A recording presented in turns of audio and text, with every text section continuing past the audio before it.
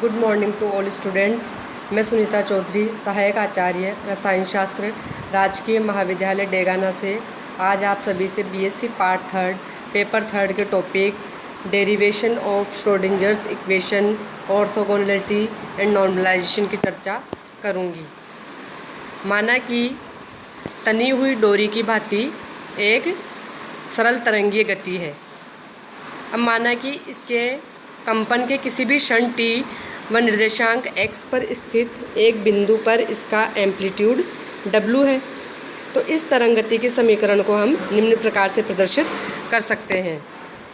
Del square w upon del x square बराबर 1/v² गुणा del square w upon del t square, जहाँ v तरंग का वेग है जिसके साथ तरंग प्रोपेगेट होती है।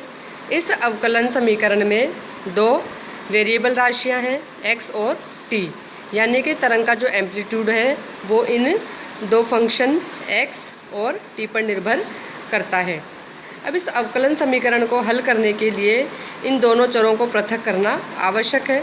इसलिए हम w को निम्न प्रकार से प्रदर्शित कर सकते हैं, यानी कि w बराबर fx gt, यानी कि जो w है वो निर्भर करता है आपके fx जो कि निर्देशांक का फलन है और gt जो कि समय का फलन है।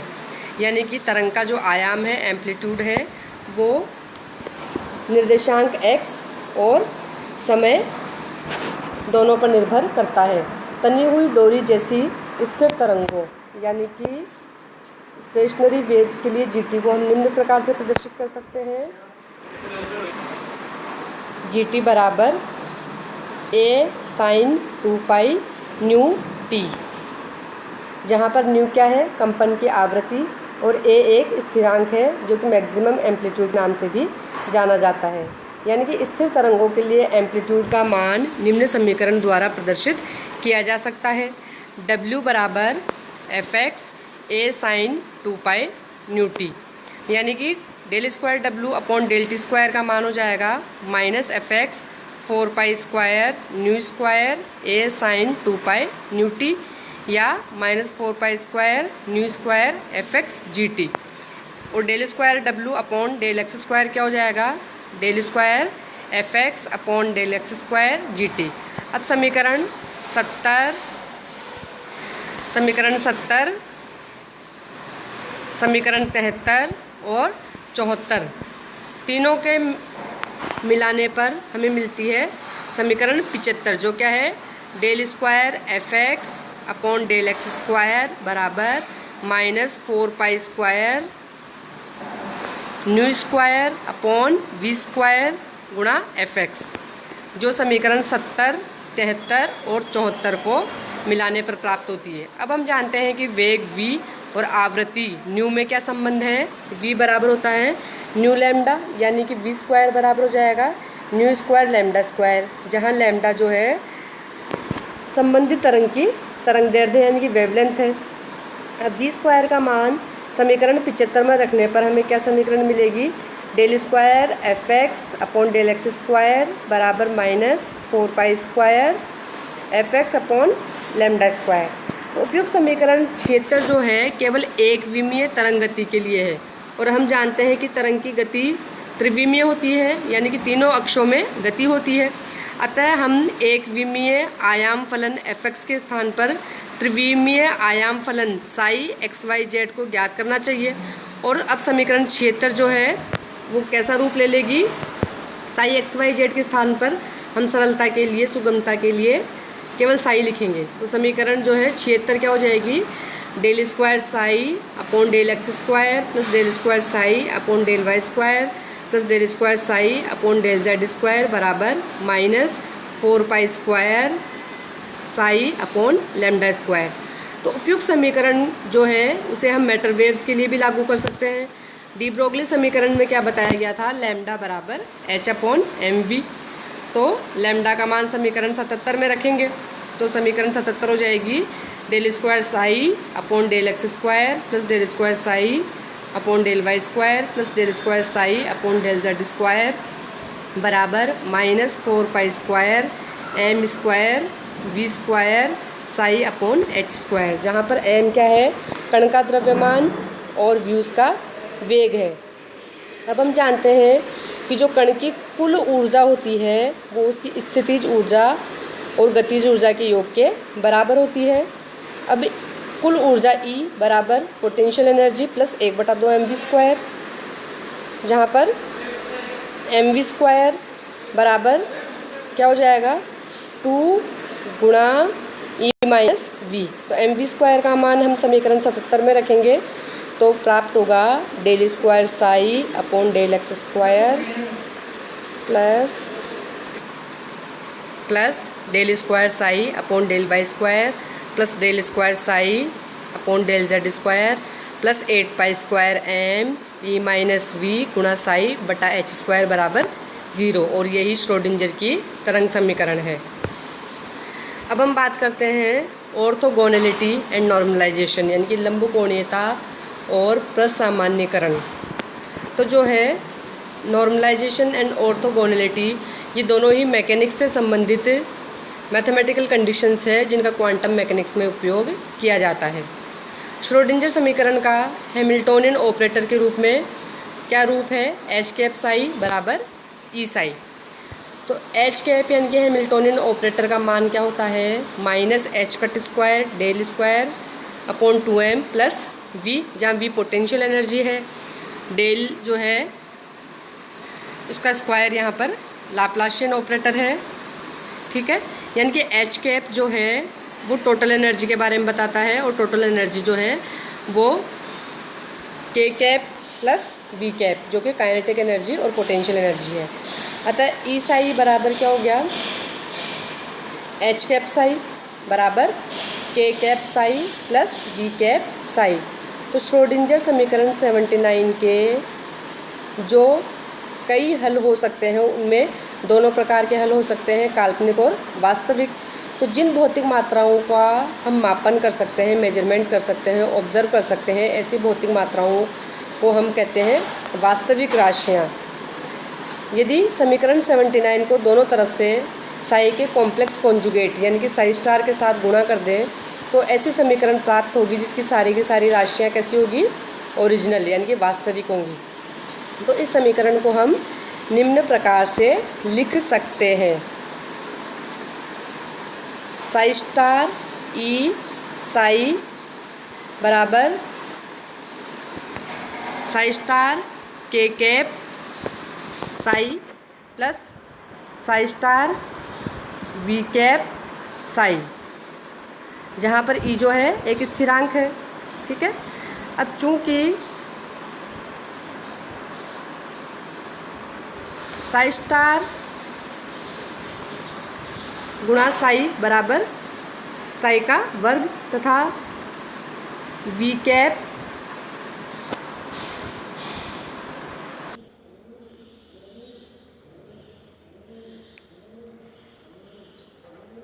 साई गुणा Sai star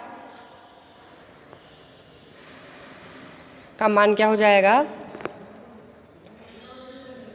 v cap x y z psi का वर्ग।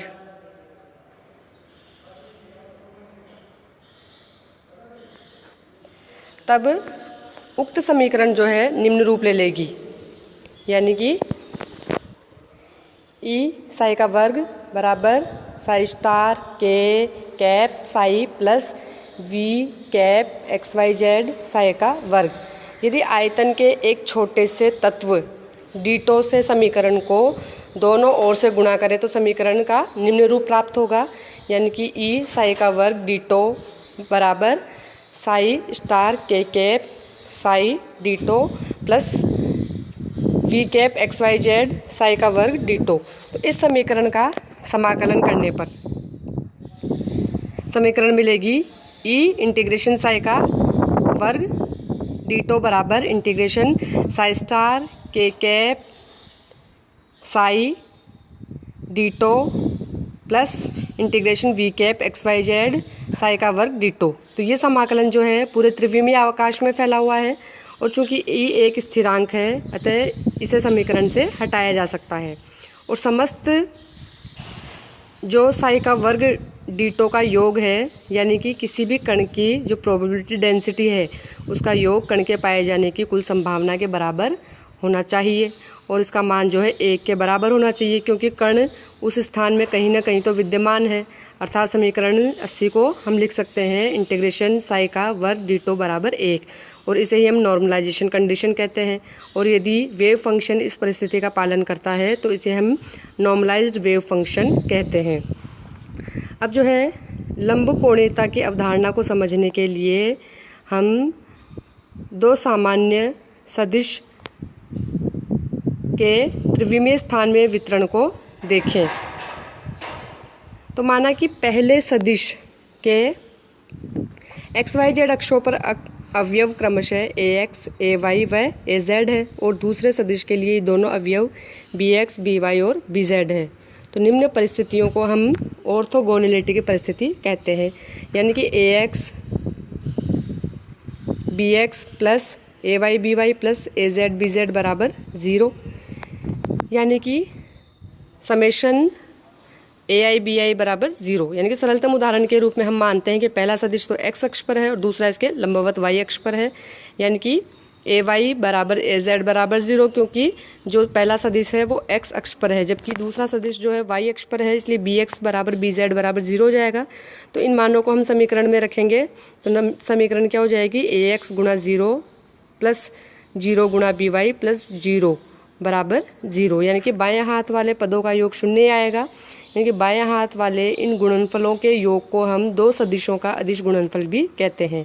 अब इस परिस्थिति को क्वांटम मैकेनिक्स में हम लागू करें तो क्या होगा कि माना कि हैमिल्टोनियन ऑपरेटर के दो आइगेन फंक्शन साई एन और साई के हैं, तो श्रोडिंजर समीकरण के अनुसार एच कैप साई एन बराबर ई एन साई एन व एच कैप साई के बराबर ई के साई के।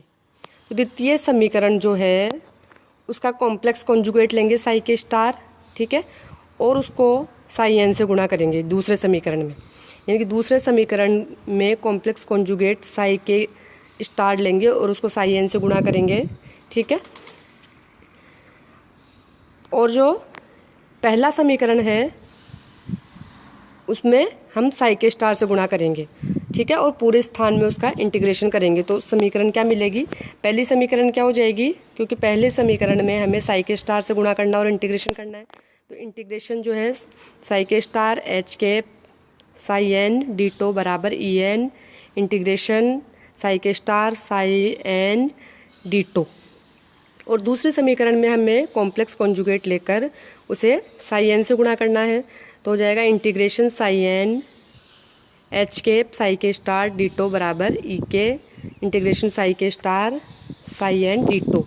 तो इन दोनों समीकरणों को घटाकर ट्रांसपोज करने पर हमें समीकरण मिलेगी ई एन माइनस ई के इंटीग्रेशन में psi k star psi n d tau बराबर integration psi k star bracket में h k psi n d tau minus integration में साई एन ब्रैकेट में h k psi k star ditto.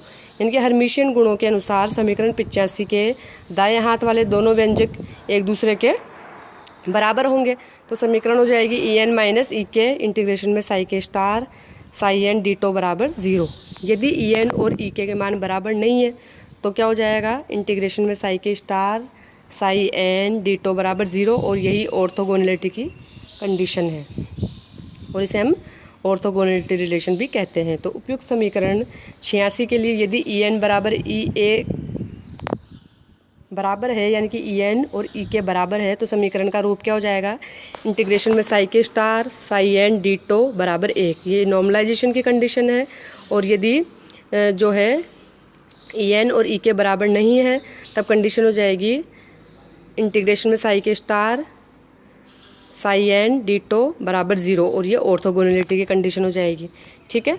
तो यानी कि दोनों परिस्थितियों को हम निम्न समीकरण से परिभाषित कर सकते हैं, इंटीग्रेशन में psi k star psi n d tau बराबर डेल एन के, जहाँ डेल एन के को हम क्रोनेकर डेल्टा कहते हैं, यहाँ एन और के जो है फलन है, और इसे निम्न प्रकार से परिभाषित करते हैं। यदि एन और के बराबर है तो डेल एन के का मान क्या आ जाएगा 1, तो नॉर्मलाइजेशन की कंडीशन हो जाएगी। और अगर एन और के बराबर नहीं है तब डेल एन के क्या हो जाएगा 0, और ये कंडीशन कहलाएगी ऑर्थोगोनैलिटी की कंडीशन। ओके।